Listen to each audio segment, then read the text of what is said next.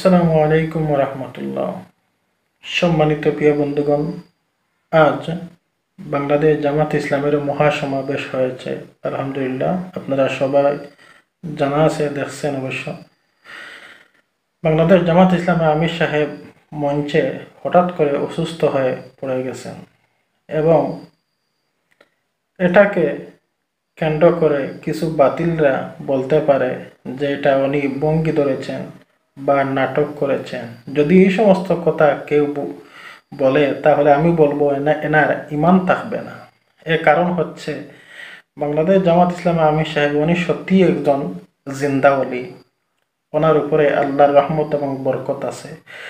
না হলে একটা মানুষ, দেখেন, মানুষের যান 24 ঘন্টা, রাত দিন 24 ঘন্টা নিঃস্বার্থে দিন ইসলামের দাওয়াতের কাজে আছেন।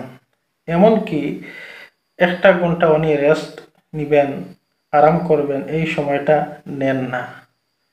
জইতে উনি যে খাবার খাবেন এই সময়টা উনি নেন না।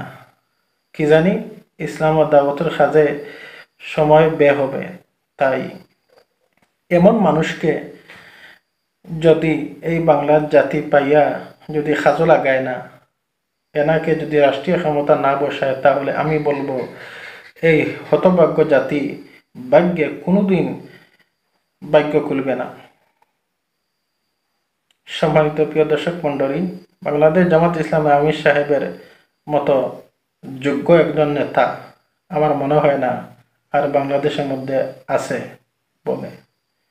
তাই এমন নেতাকে আপনারা রাষ্ট্রীয় ক্ষমতায় বসান, এই দেশ এই জাতিকে বাঁচান। বাংলাদেশ জামাত ইসলাম জিন্দাবাদ জিন্দাবাদ। আবার দেখা হবে। আসসালামু আলাইকুম ওয়া রাহমাতুল্লাহ।